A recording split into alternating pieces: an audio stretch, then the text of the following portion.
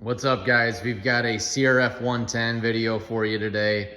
So early spring, we took delivery of 3 2022 CRF110s. Unfortunately, only have 2 of them in the shop for you today to show you. All 3 are built fairly identically, minus a couple, cosmetic parts. But I'm gonna give you a quick little overview of mine, which is the 94 Ken Roxon bike.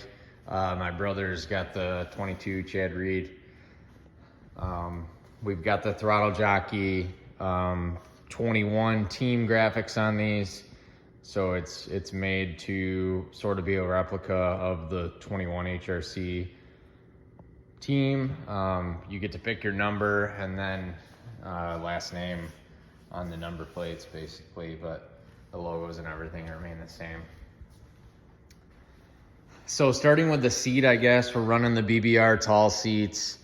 These are nice for adult riders. They also have a bit more cushion to them. So it was a nice upgrade there. We did them on both. For the exhaust, we're running the Yoshimura stainless system with the carbon end caps on them. These are great exhaust systems. CJR Performance did some dyno testing on them, and the Yosh actually netted the best overall power between top and bottom. I didn't know that prior to ordering them, but good to know. As far as engine performance and whatnot, the motor is totally stock.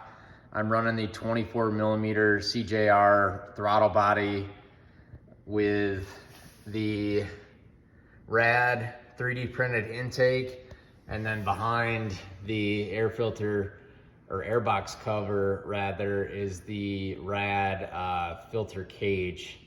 So between the filter cage, the rad intake tube, and the 24mm throttle body, it wakes this bike up quite a bit. Now, I did send the ECU out to CJR for him to reflash. You basically give CJR a list of your performance modifications, and he uploads a tune to your ECU. So again, he made the tune for the rad cage, rad intake, the 24mm throttle body, the Yosh exhaust, and I believe that's it. But holy smokes, it really wakes this one up. We've done it to my bike. My brother will eventually do it to his, and our buddy Dave, who's got the 3rd CRF 110, has not done it either. But we're not even gonna tell him about that until either he watches this video or we line up on the street and I smoke him. So back to the engine stuff. Aside from the throttle body, on my bike here, I've got drilled titanium fasteners on the entire engine. Totally pointless, but I wanted it to resemble a factory race bike, so why the hell not? We're running, I want to say it's an Mbmx skid plate. I could be wrong. Running the skid plate with, for sure, it's an Mbmx Cradle. Sorry for it's a little bit dirty right now. But running the Cradle, I was told that's critical. I've heard of people snapping their motors and stuff, not having that Cradle for reinforcement. So that was the first modification we did. Anyways, titanium fasteners, got the Cradle, the skid plate. We powder coated the factory valve cover, matte black, and then I took a file and ran the file across the Honda letters there to make it pop. We did that on both bikes here. I think it looks a heck of a lot nicer than the just kind of dirty, raw cast look. So yeah, I think it looks pretty good. I've got Diamond Minis, dipstick, oil dipstick, plug, and coming over to the other side, I have the Diamond Minis engine plugs there as well. Now, one thing I should note, because this was a little bit tricky to find online, when you switch to the 24mm throttle body, you can still run the factory throttle body cover, but you can only fit one bolt in there to hold it together. The lower bolt does not line up with a threaded boss on the throttle body, so just keep that in mind if you do that mod. You will also need some longer throttle cables as well. I switched to, oh shoot, I think it was a CRF125 OEM cable. What I'll do is I'll put a list of the modifications in the description of this video, because some of this stuff I'm just not gonna remember what it is. It's been a minute since we built these, so bear with me. I'll put the description, I'll put these parts in the description of the video, and hopefully that's a little more helpful than me just kind of guessing at what some of these parts are. But now the foot pegs, that's another one where I forget the brand, but it's an oversized foot peg that uses the factory foot peg mounts, so pretty easy to do. Now, what cool thing we did here for the brake pedal, instead of doing one of the expensive billet brake pedals or the, in my opinion, ugly Sick brake pedal, the Sick brand, we purchased Airtime brake pedal tips and modified the OEM brake pedal. So what we did is we cut off the OEM tip, I drilled a hole, and then obviously you can mount the billet foldable Airtime tip onto your existing pedal. So it adds about an inch of length. Obviously gives you the ability to fold if you hit anything, and has a larger surface area for your foot. After doing so, I obviously took the tip back off, powder coated the thing matte black to match the valve cover, and I think it turned out pretty good. It cost me about 30 bucks to do it all, so not bad at all.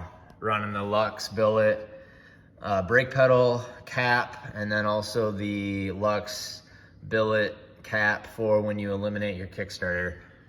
These bikes are e-start, and unless you're running that thing dead, you're never ever gonna need a kickstart. So I figured, why not delete it, save a little bit of weight. And those kickstarts are freaking bricks. They weigh, I swear, 3-4 pounds. It's ridiculous.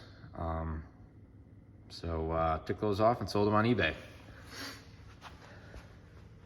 Now moving in the back here, there's some sort of Chinese billet adjuster for the rear brake drum. I don't recall what brand that is. We'll put it in the description.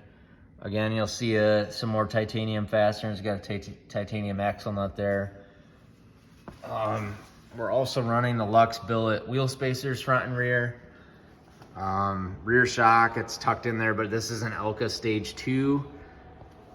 I really only rode with the factory shocks for like 5 minutes in the parking lot, so I couldn't really tell you how much better the Elka is, but from the reviews and videos I've watched on it, it's a heck of a lot better. It's nice and stiff, so you're not bottoming it out, and you don't have to worry about just destroying the super soft OEM shock that's set up for obviously a small youth rider.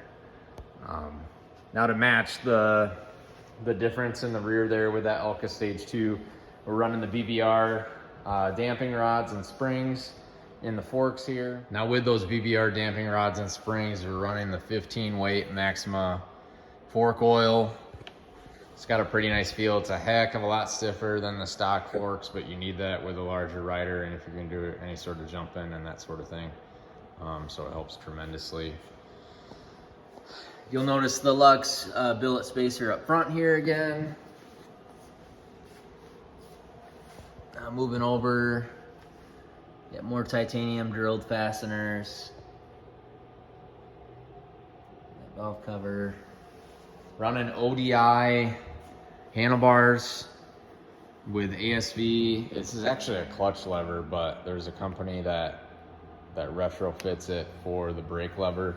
You do have to use a spacer in there to allow it to clear the twist throttle housing, but all in all, it works really well, and it looks nice. You tip the bike over, you've got the traditional ASV unbreakable setup with it being able to bend back and forth. On this side of the engine again, we've got a T-bolt shifter. It's a Lux billet kickstand. Another shot of that 24mm throttle body. More drilled titanium. Totally unnecessary, but whatever, it looks good. Got the Faster Minis bump start block off deal, which allows you to start the bike while it's in gear. There's an Mbmx case saver that has a lower chain roller, which I thought was pretty cool. Give the chain a little bit more stability. We're also running the OEM chain cover that's been trimmed so it doesn't cover the whole thing. You have to do that when running the P3 carbon chain slider, which again is a nice piece. This gives you more control over that chain, so it, you know, if you do break it, it doesn't wrap around some things and screw some stuff up. So head back up top here. We're running the P3 carbon gas tank cover with the Mbmx billet gas cap, and of course the billet breather. We're on a billet stem nut there. And shoot, I think that's it.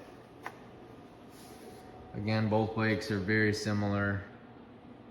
A couple minor differences, but all in all, pretty much the same. I'm gonna go ahead and start this up for you so you can hear how the Yosh exhaust sounds. Having E-start on these bikes is sweet.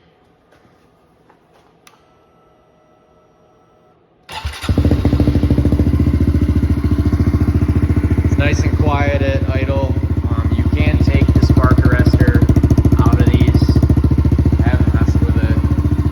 I don't really see any reason to take it out, to be honest, but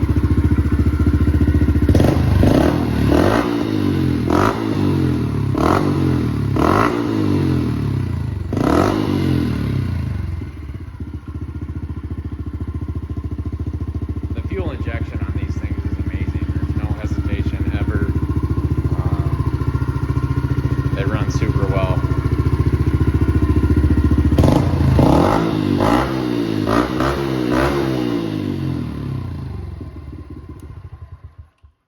Definitely a big thanks to Cameron at CJR for hooking us up with the bigger throttle body, and then of course the tune. It totally wakes up the bike. It feels way different than it did before. So if you guys are on the fence about doing that stuff, I highly recommend it. Well, I think that's it for this video, guys. If you got any questions for me, let me know. We'll be posting a modification list in the description of this video again, because there's a couple parts there that I was drawing a blank on, like the foot pegs, as to what brand they were. But yeah, hope you like it, guys, and we'll see you later.